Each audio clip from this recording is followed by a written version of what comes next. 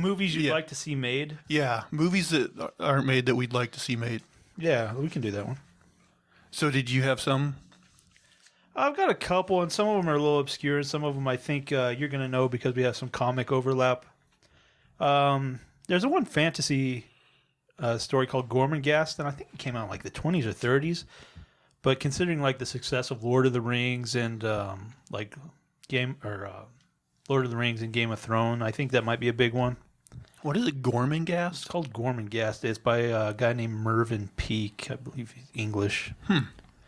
But that one was really good.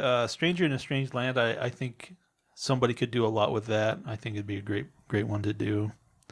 Can you, because I've definitely heard the title Strangers in a Strange Land, can you just give me like a brief synopsis of what it's about? Right, so the breakdown is there was a mission to Mars with humans, but there's also like little green aliens or whatever. There's some alien race on Mars.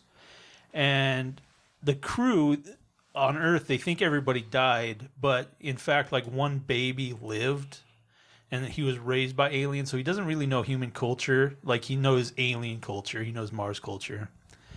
And at some point, he comes back to Earth, and there's kind of like all this fish out of water, like he doesn't really understand us, so he's trying to learn about humans and all this, and it's got like all these kind of religious and science stuff tied up into it. But it's kind of a very interesting story, and he turns into like a kind of a Jesus figure. For humans? Yeah, and he teaches us a lot of stuff about Mars, and so it's just an interesting sci-fi. What about you guys? You got anything? Mine was already made. When I was a kid, I always imagined I want to see the movie Titanic. Really? Yeah, I want to see that ship break and stuff like that in real life. I still haven't watched Titanic. You haven't? What? That can't be true. I feel like I've seen parts of it, but I don't think I sat down and watched Titanic. Oh. Because I'm already afraid of the ocean and stuff. So, just the thought of the Titanic scares the hell out of me. In the middle of the Atlantic, at night, cold water, like... Yeah. Terrible nightmare. Yeah. I haven't seen it in forever, but it was one of those, because... we rented it back in the VHS days, and it's one of those that couldn't fit on one tape, so it was like a two-tape rental. Yeah. Yeah, so, I mean, that was crazy. And you know what's crazy about it? Is I always thought DiCaprio should be in that movie. I was like, man, I like him on Growing Pains. He'd be a good actor in that movie. Really? Yeah, I'm serious. I said that. Man. Predicted that one. Do you have any future spoilers for us then? I'm 0 for everything after that. That was your one. Yeah. Now, are there any movies like that don't exist that you'd like to see that may be based on some other property you've consumed? I'm just big into like space and stuff like that. So if somebody made movies out of like, Martians like you were talking about or something like that, sci-fi always captures me. So I'm down with that. Yeah, I think it would need some modification for the screen, but I did really like that story. All right. Well, I have a number of ones. These are all based on comic books. I know I've read some of your collection, so maybe I'll tie into some of these. Okay. Well, my first one, I'm a big fan of crime noir, and like one of my maybe my favorite comic book writer, definitely up there, is Ed Brubaker. And so probably my favorite non-superhero comic book is a book called Criminal by Ed Brubaker. And basically it's just all these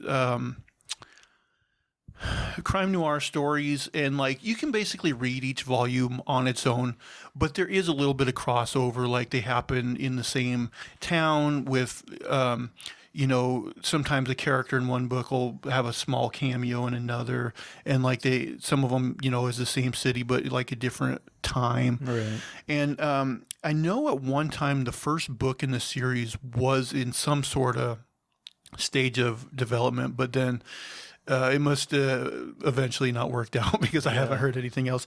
But what I would do if I were to adapt this property, I would actually take the first 3 books in the series and basically tell them all in one movie, because I think there are like slick ways you can transition from one story through the other and kind of tell all 3 stories, right, throughout one film. So that would be one I would like to see. My next one is there's a series. So there was a series of actually prose books written, I want to say like in the 60s and 70s, a series called Parker. They all were about this criminal named Parker. That sounds familiar. I think the pen name the guy used was Richard Stark. Didn't they make that one Mel Gibson movie? Yeah. So okay, yeah. So the movie Payback with Mel Gibson is kind of an adaptation of one of them, and that movie is actually, it's not bad, but and there's another movie called Point Blank with Lee Marvin that's kind of also based on that same story, but I watched it. It's not very good. And then they've what's weird is the Mel Gibson movie, like for some sort of rights thing, they couldn't work out. His character was named Porter instead of Parker. Yeah. And then they finally did make a movie called Parker that has Jason Statham in it, but I didn't even bother watching it because it didn't get any good reviews. Yeah. But the reason I want this adaptation is there was a comic book artist and writer named Darwin Cook who unfortunately passed away a few years ago, but he adapted some of those novels into comic books, and they're really fucking good, especially the first two. And like, I would love to see like a straight up adaptation of those stories. And like I said, the Mel Gibson movie kind of does it, but not nearly as good as it could have. And like the story itself is set in the 60s, and like, so there's like stuff they could do crime wise then that of course they wouldn't get away with now. Right. Yeah. So there's like, I would definitely want it to be a period piece set in the 60s. And man, go if anyone out there hasn't, read those Parker the Hunter and Parker the Outfit are the first two books in that series. They're fucking awesome. I definitely do think I've read those, but it's been a long time. They're great. Next series is also a crime. Now this one, first of all, I think this one will eventually get adapted because they have been, working on it forever. But this one, 100% should be a series. It shouldn't be a movie. 100 Bullets. Yeah, that's on my list too. And yeah, you want to go over the premise? Yeah, I mean, and this one's owned by DC, and so I'm sure it eventually will be like an HBO Max series. But yeah, basically the premise behind 100 Bullets is it starts out with there's all these stories where like this old guy named Agent Graves, guy in a suit, he comes to these people and he gives them a gun in an attaché case with 100 bullets, and basically he's like, you can kill whoever you want with these bullets. And basically as soon as they're recovered at the crime scene, like you don't get in any trouble, Right, they're completely untraceable. Yeah, they're gone. completely untraceable. You get away with this scot-free if you want to do it. And he also will give these people, he's like, here's incontrovertible evidence that this person did you wrong in some way. Right. And he's like, I'm not telling you what to do, but here's the gun, here's the bullets, you can do what you like. And this is all like a big recruiting scheme. Yeah, and so basically what you find out as this series goes along is these people all kind of have a shared past. And the story, kind of gets a little bigger, and you find out, what these people, what their link is essentially. And it's a really, really good series. I actually just reread it not too long ago, and it still holds up. Even if it's not a movie, you should go read the comics. They're really good. Really good. Can't. This next one, I don't know if they would ever do this one, but there's a comic book publisher called Valiant, and they first started publishing books like in I think the early 90s, and I wasn't even aware of them. And then back in 2011, 2012 maybe, they kind of relaunched, and they relaunched all these different series. And there's a lot of good ones, but there's a book called Rye, which is about, it takes place in the future, and basically Earth kind of went to shit, and Japan basically created this like floating city, and it's kind of policed by this this guy named Rye, who basically is kind of this superpowered individual. but then he gets his orders basically from a AI that runs the whole city. And what you find out is, like a lot of sci-fi, that AI is evil, and it's basically ends up being him fighting against that. And it's kind of a hard thing to explain to people, but that book, I think and that series, I think it's only about like 15 to 20 issues, written by a guy named Matt Kent, and it's really, really good. I highly recommend it. Okay, this next one would probably also be a series. It could be a movie, but I'm thinking a series would be better. There's it's called Black Hammer, and it's basically, it is a superhero story, but I think this could even appeal to people who don't like superheroes. Yeah, it's very different. Yeah, it's very different. Basically, the premise is there's all these there's this group of superheroes, and they start out on this farm. They're in this little town. But what you find out as the story goes along is they used to all be in this city, and they got in a fight with this huge, like, Galactus-style being, and they were somehow transported to this farm.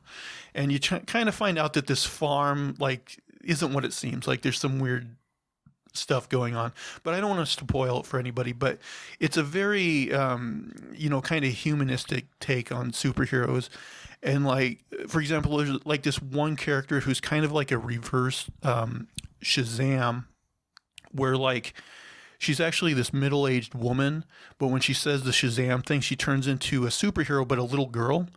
And since she was that little girl in the fight before they get transported to this farm, like, she's basically stuck there. So, like, she's this middle-aged woman stuck in the body of, like, a 9-year-old girl, basically. It's a great series. The next one, Black Science. This is a series by Rick Remender, and I guess the easiest way to describe it is it's kind of like, it kind of has Fantastic Four vibes, where basically it's this family that end up, the father's a scientist, and basically the family ends up getting sucked into this machine where they go through all these, like, weird, like, parallel realities. They don't have superpowers, but basically the family is very fractured. Like, the father was kind of a workaholic, and he had an affair, cheated on the wife, and so it's like, it kind of has like a Fantastic Four vibe, but if their family was kind of a little more fucked up. So yeah, that's a really good series. Okay, this next one, I don't think they would ever make into a movie, but it's a good example of why people should read comics, because there are things that are in comic book form that probably would never be made into a movie. But there's this guy named Mark Russell, and they had him do DC had him do these, like, books based on Hanna-Barbera characters. So he, like, did a Flintstones book. I read a couple of the Flintstones, yeah. Yep. He also did a book around the character Snagglepuss. I didn't see called that. Exit Stage Left, and, like, it got good reviews, so I tried it, and it's actually really fucking good. But basically, he, like, imagine Snagglepuss is like this he's this gay playwright, but, like, in the back, whenever, like, the McCarthy period was. Okay. And so, like, he has to hide that he's gay. Like, he's got this woman that pretends to be his girlfriend, and, like, He's got some work to do. yeah. And, like, he has to go to, like, these McCarthy style hearings, and, like, it's a really, like, it's a premise that you, like, are just like, this seems so weird. Yeah. But it, like, it works. It totally works. It's The Flintstones too. There was so much, like, political and social commentary, and it was pretty spot on. It was good. Yeah, that's a good series too. But I like the Snagglepuss one even better. This next one I could see being a movie or a series. But here's another thing. This is another thing that will probably never get made. Not that they couldn't do it. But there was a comic book series that came out, I want to say around 2008-9, called G.I. Joe Cobra. And yeah, G.I. Joe's not such a hot commodity right now, it feels like. I know, but the cool thing about this series is it is basically, imagining the GI Joes as if it were like an HBO series or something. It's like really dark and really fucked up. Like basically the premise is this Joe goes undercover and basically infiltrates Cobra, and Cobra is like really fucked up. And I can't recommend it enough. I think Mike Costa and Christos Gage, it was co-written by them. Great fucking series, but it's one of those things that they would probably never make because, like, if you slap the word GI Joe on something, like parents kind of are like, "Oh, my kids can watch that," and not this one. Yeah, but, well, you could maybe just come out with the title, but yeah, it's and also there were a number of like shitty GI Joe movies made. So. Yeah, but man, everyone read that series; it's really good. And then the last one I have, another Ed Brubaker series called Velvet. Which is basically like a middle-aged female James Bond. Like basically the premise is kind of like she's kind of the take on the character Moneypenny from the James Bond series, but it imagines like she gets a little older and then she is brought in something. These events bring her into the field being a spy. And it's really, really good. And I could actually see it being either a series or movie, either one. So, yeah. There's a couple I got on here. I know we both read. And another one that'd be really hard to make is called Chew. Oh, yeah. Which the whole premise is like it's kind of like he's not like a superhero, but he has like some powers. But there's numerous people with like certain psychic abilities in the storyline. But his is if he eats something, he gets like psychic flashes off of it. Or if he eats like a piece of a person, he'll gain their abilities. So like he eats some famous ball player's finger or something, and he gets special abilities. But he's a detective, so he'll go to crime scenes and like he'll have to eat something disgusting. Yeah, it almost always ends in him having to eat Right. something disgusing. Like There's one where he shows up and his boss is like trying to make him eat like a shit somebody left or something. Oh. so it's like it We has always do that. We always bring up shit to you. but it's like super like it's very surreal. I think you'd almost have to do it as a cartoon. But it could definitely be serialized, and it's definitely super funny and just crazy. I mean, you could make it a live action series. There would be some challenges, but I think you could do it. You ever heard of iZombie? I saw that, but I don't think I watched any of it. It's about this girl who like she'll eat their brains, Right. and she'll like kind of remember like what's been going on in their life. She gets some of their abilities and stuff. She'll become Okay, an that's artist or in a something. similar wavelength. And that's based on a comic as well. I've never read it or watched the show, but Yeah. And the other one is Fables, which the thing is, like a few years back, there were a couple like TV series with similar premises, and they weren't very good. But basically, there's all these different like universes, and they're populated with like these different fairy story characters and stuff. But there's like a big war going on, and so they're all getting like chased out of their own dimensions and stuff, and they congregate in New York. And there's all this magic and fairy tales and just a ton of stuff, but it's really great. And I feel like some of those other shows kind of put a damper on it, even though I know that guy sold the rights to it to somebody. So yeah, I never watched it, but Disney put out a show on ABC called Once Upon a Time that I think kind of ripped it off. there was that one, and there was one other one too, and I forget. One of them was slightly better than the other one. Yeah, I think there was one called Grimm as well. Oh, Grimm, That was yeah. shot here in Portland. Yeah, so I think those kind of put that one on the back burner, but it's really fantastic. I think if they ever were to do The it, first major story arc, and there's a like part of it is like basically all the characters that can pass as human live in New York City, but then they have this farm in like upstate New York for like all the kind of more animal ones are the ones that cannot pass as human. yeah. And I think it'd be so cool if like they, animated those almost like an old style Walt Disney cartoon.